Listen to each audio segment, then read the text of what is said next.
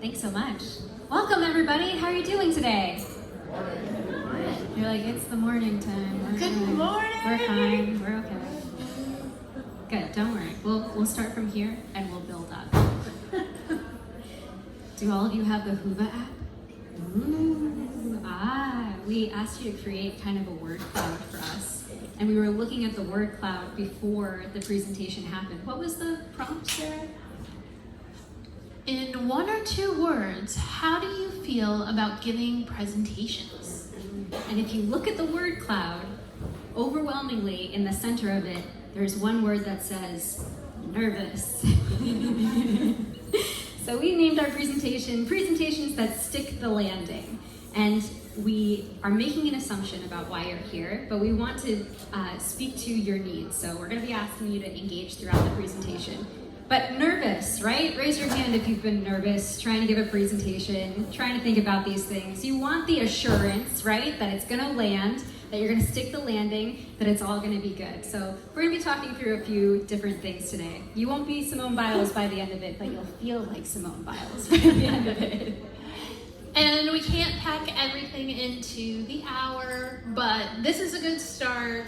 You'll be on your way to being able to give better presentations and sticking that landing.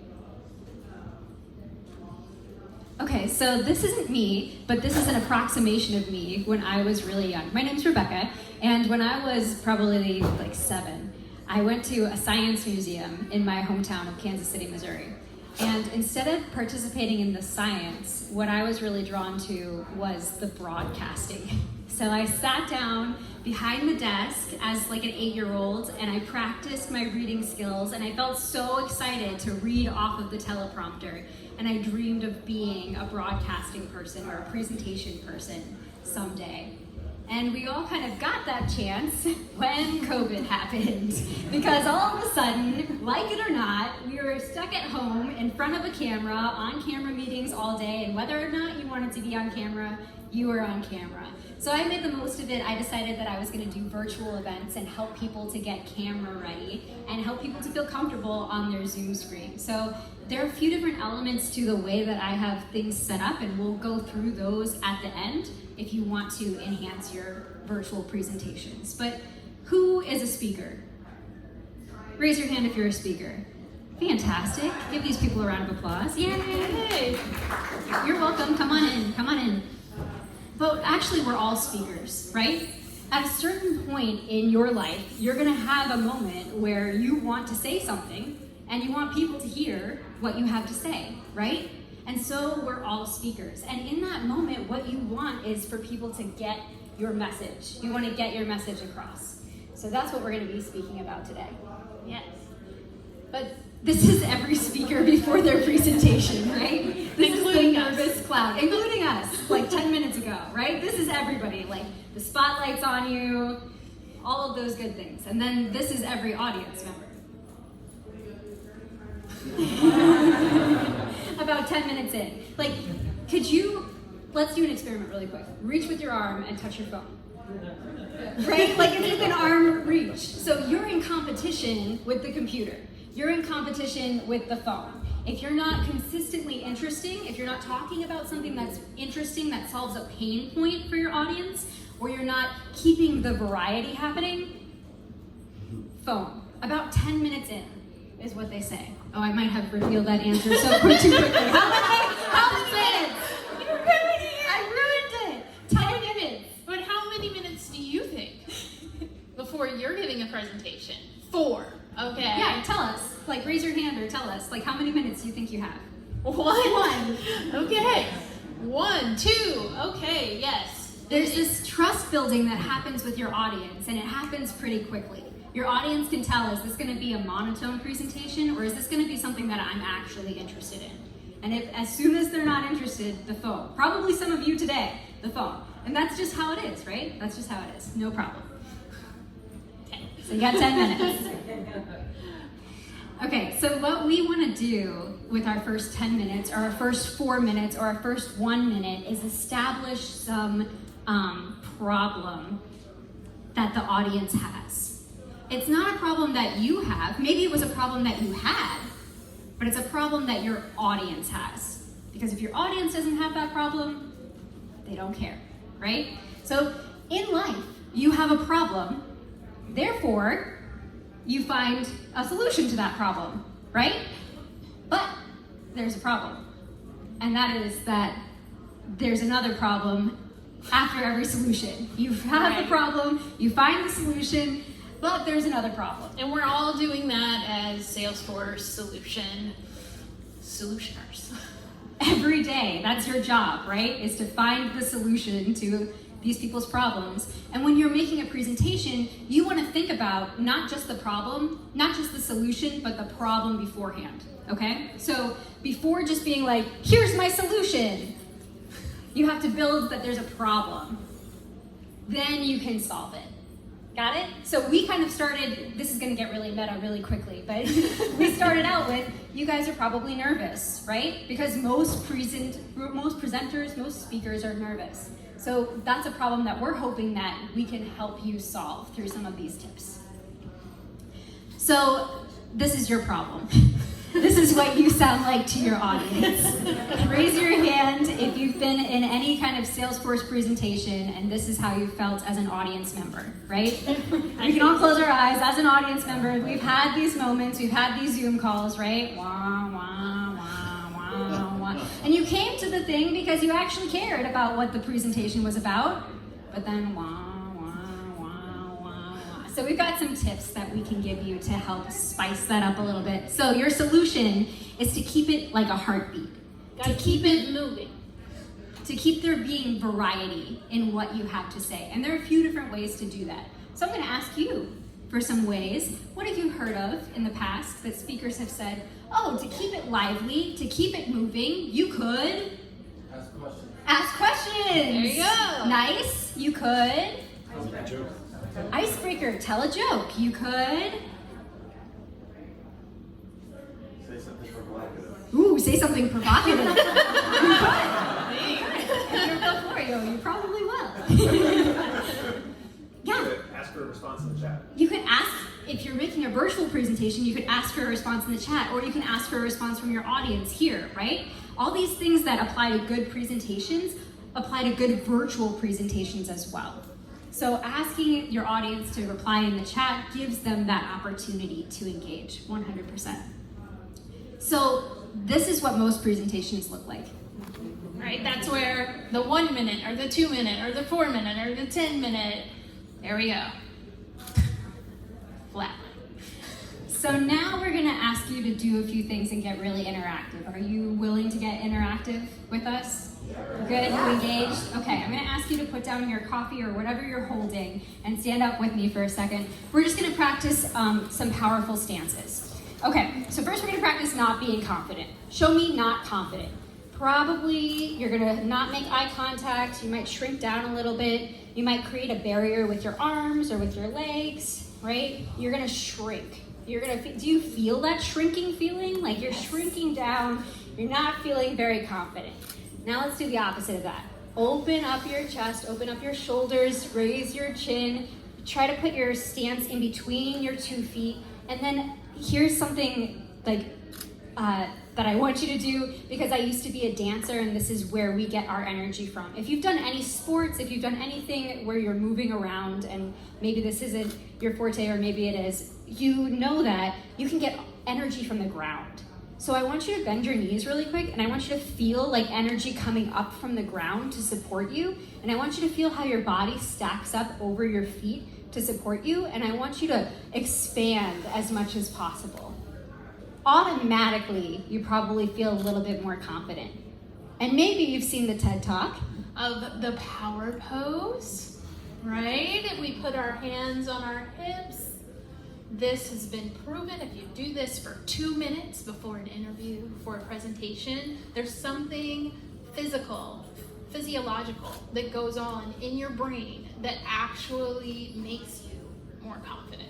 Okay, so before I let you sit down, I want you to practice sticking the landing like a gymnast, okay? And you can, so if you identify as like there's 2 types of gymnastics. There's like men's gymnastics and women's gymnastics. You can decide how you do the presentation, okay? But you're gonna stick the landing, right? So you're gonna put your arms up like this if you wanna be like kind of like men's gymnastics, or you can get fancy like Simone Biles and you can go like this. Okay? So we're gonna bend and then up. Hey, you stuck the landing. Nice job. Let's do it again. Ready? Bend and woo! You stuck the landing. Nice. Now you can sit down. Nice job. Nice job. So you've already stuck the landing, okay? You already did it. You already stuck the landing. Okay. You're good. So now I got a chance to kind of introduce myself, but we didn't let Sarah introduce herself, and that was on purpose. That was. To keep it moving. So now I'll let Sarah kind of take it away. All right, so I do presentations a lot, and what I'm going to go through is my presentation on my Salesforce journey from a recent presentation I put together. So you want to be a Salesforce consultant. So this is me diving in. I actually do live in Florida, so often in shorts, and I have worked my way to be a nonprofit Salesforce consultant. So I started out working as a nonprofit pro. And as you can see on each of these steps, I have a trainer. So I was a fundraiser and a marketer, and then I just fell into the technology because at nonprofits you have to wear a lot of hats. And so I started learning databases. I took an SQL class, and I became the accidental technologist and then the accidental trainer. And I learned that I learned through training. And then I became a Salesforce trainee because I fell into Salesforce through a nonprofit. And I actually dated somebody who was doing the same thing, volunteering with a nonprofit to try to help them with their Salesforce, and he invited me to a user group. And then we started a nonprofit to help nonprofits implement Salesforce, with no nonprofit experience per se, or no Salesforce experience. He was a computer programmer and had this background, so we were like, hey nonprofit, we'll implement your org for $1,000. And they were like, okay, yes. And we started a group to come to our house, or his house, on Sundays, and I was training them on Salesforce, having just learned Salesforce. Trailhead was a baby. They had this other program, so I watched the other program. I made PowerPoint slides, and I taught Salesforce. And then after that, I was able to get a job as a Salesforce administrator. The recruiter called me, said, are you willing to move to Florida? I said, ick in my head, but I was like, yes, of course. And then again, at the job, I ended up being a trainer. And so I wanted to bring this into my full-time job. So I became an entrepreneur and started a Salesforce training program.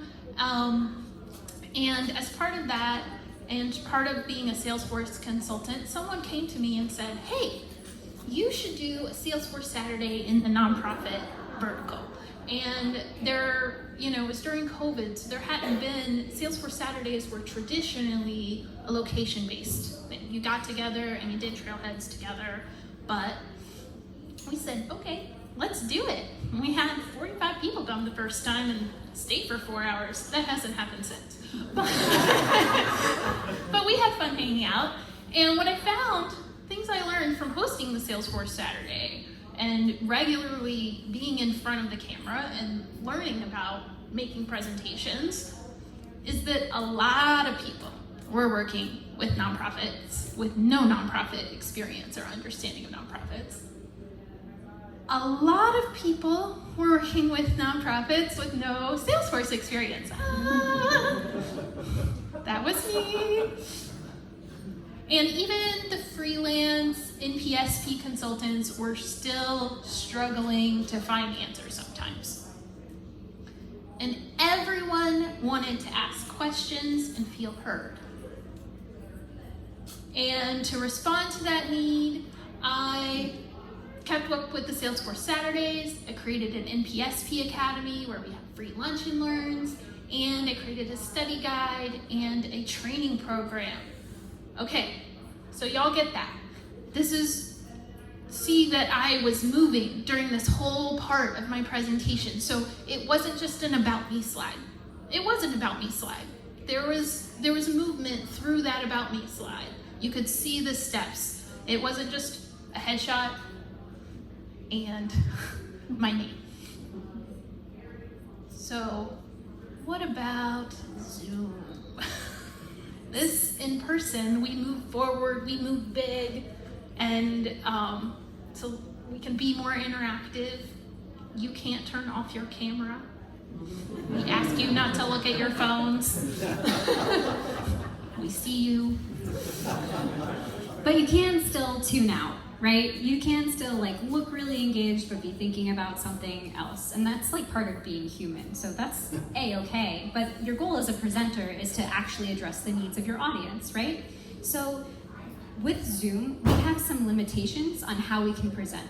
And I want to give you some tips for software that you can use in addition to Zoom to spice up your Zoom presentations a little bit.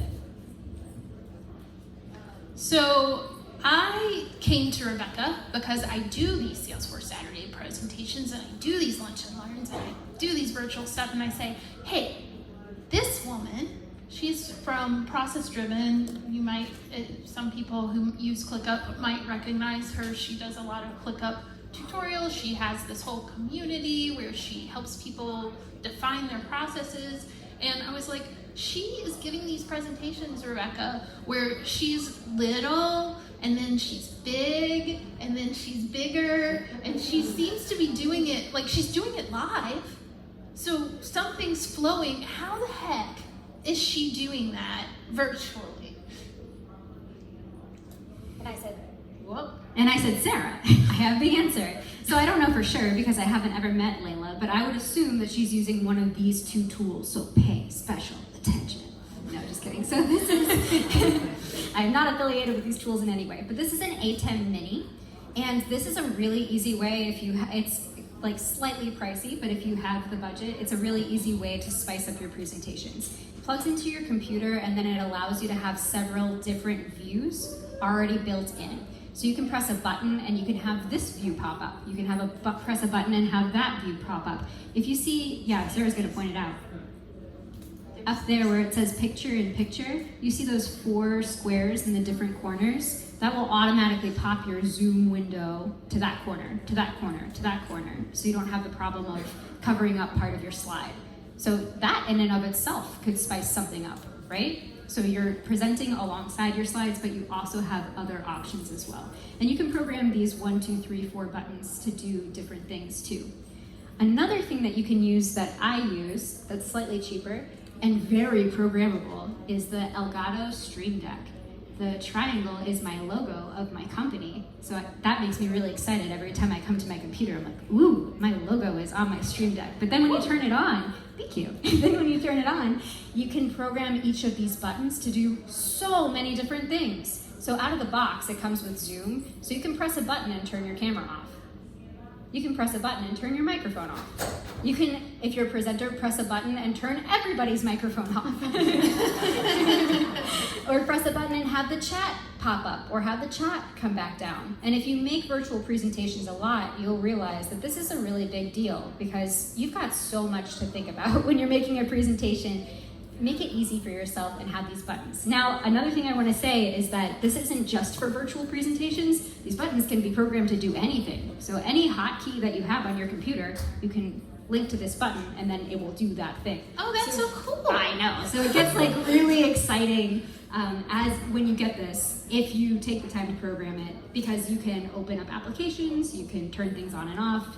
Anything that you use a lot that has hotkeys, you can use with this. So what do you use? Which are the hotkeys that you use the most? Yeah, so this is my main thing. So I've got Todoist for my tasks, and then I have a 10-minute timer and a 25-minute timer, and it kind of gives a tiny ding ding when that's done. So if I'm asking somebody to do something for 10 minutes, I've got that timer.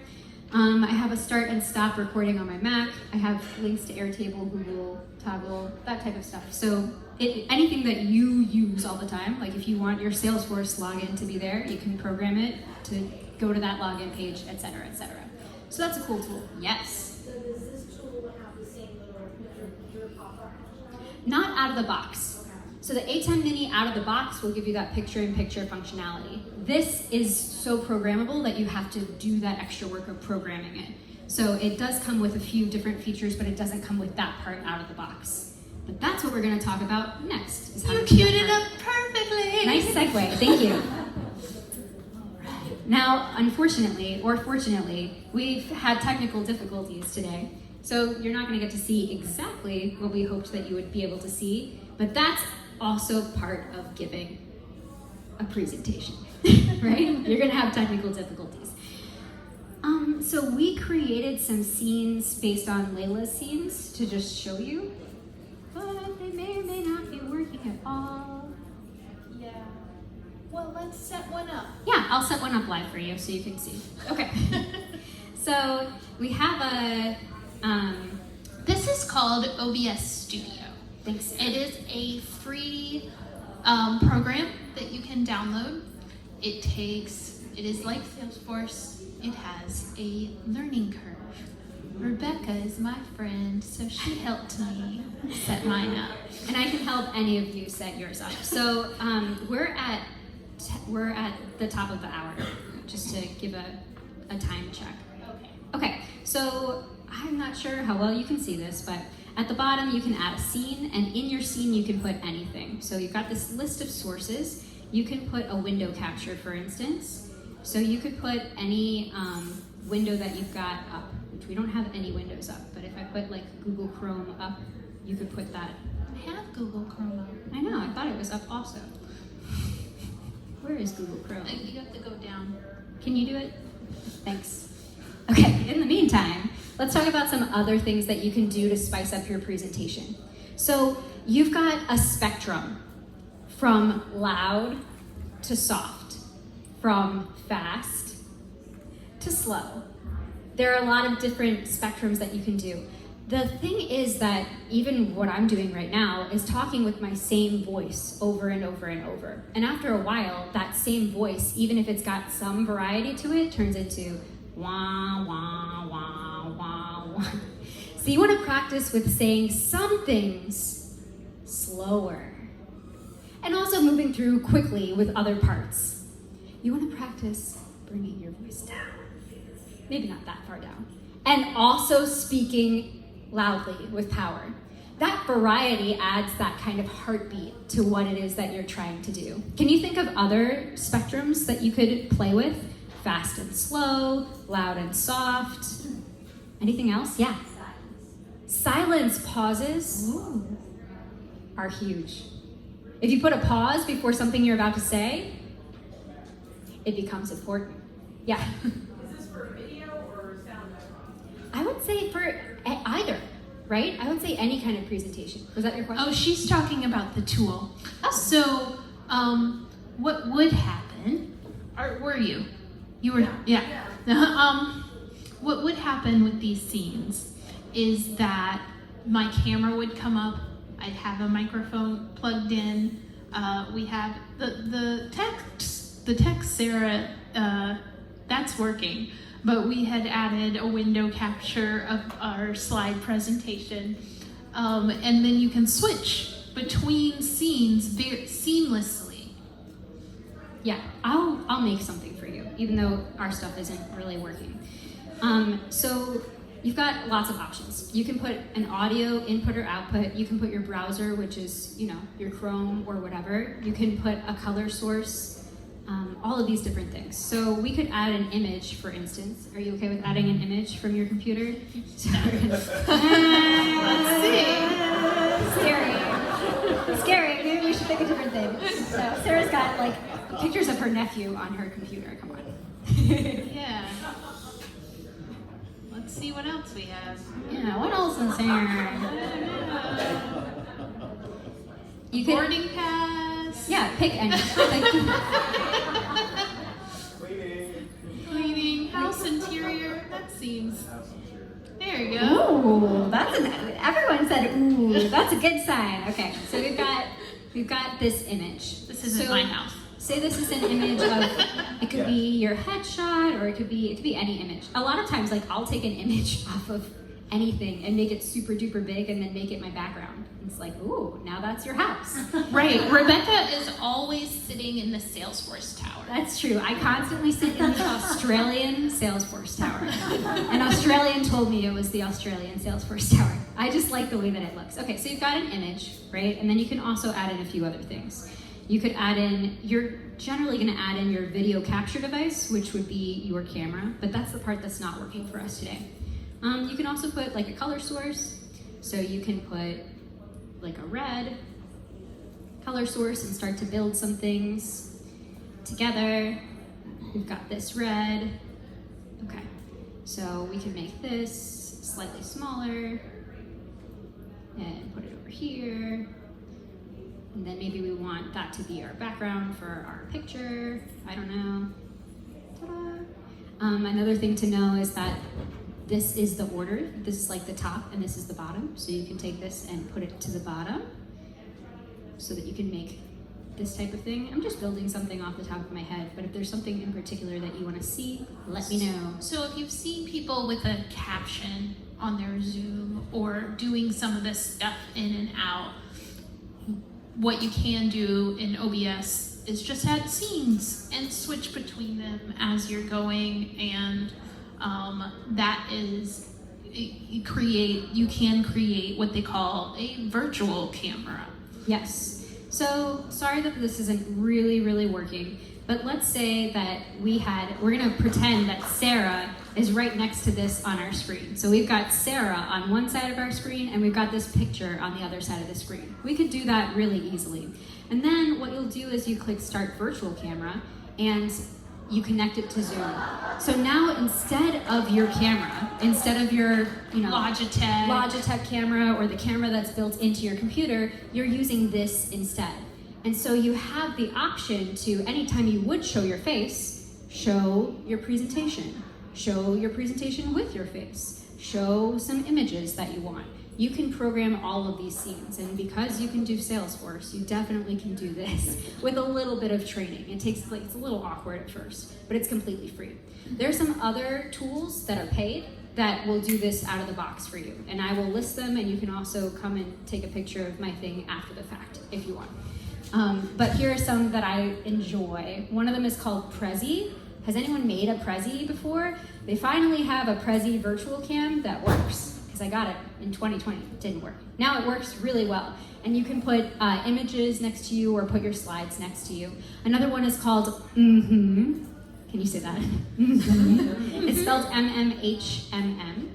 And that's another virtual cam that gives you a lot of functionality. The one that we're showing poorly is called OBS, Open Broadcaster System. That one's completely free, so you can use that one.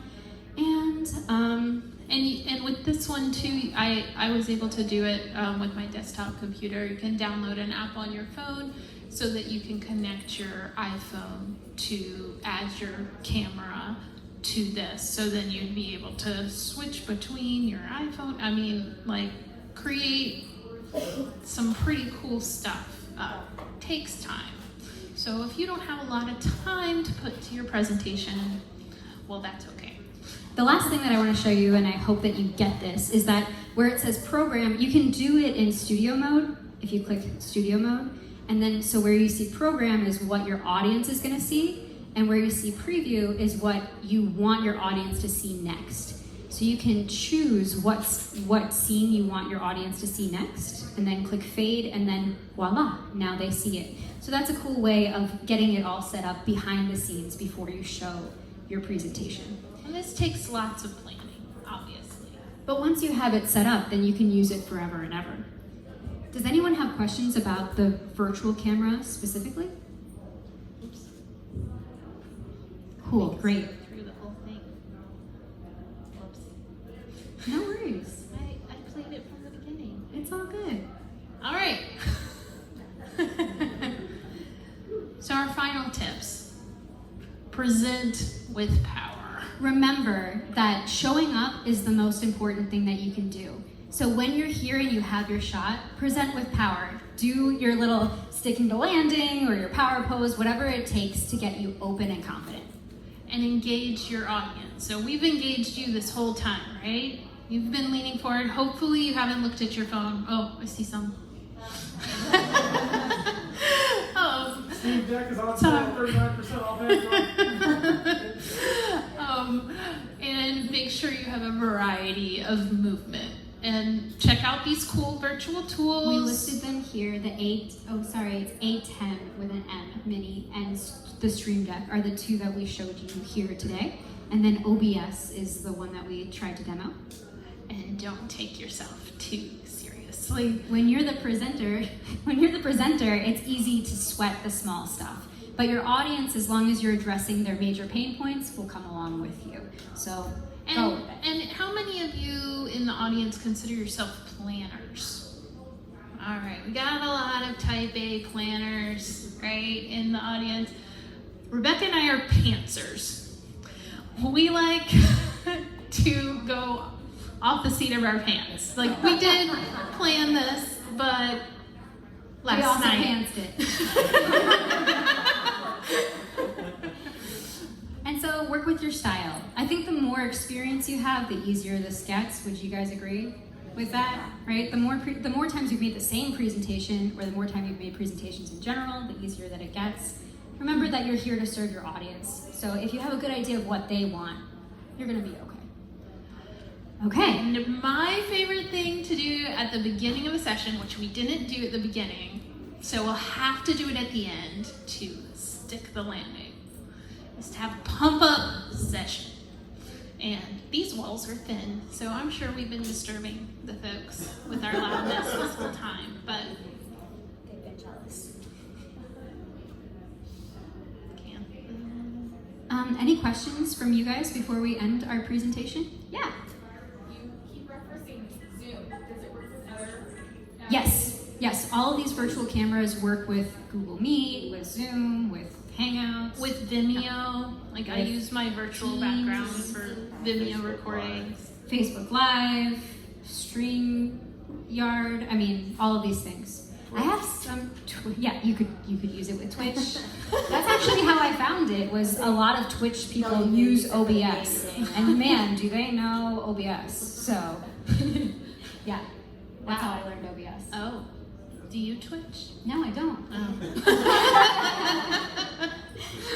You just are Twitch adjacent. Yes. Okay. All right, stand up. If you're able. We're just gonna get the blood flowing. Possibly. You have to. The sound's on the hear it, video. though. Oh, the sound is off. And, oh, yeah. Might help to close your eyes. Not for me. I'm a break dancer. Love it. And you are too. You said you were. I am.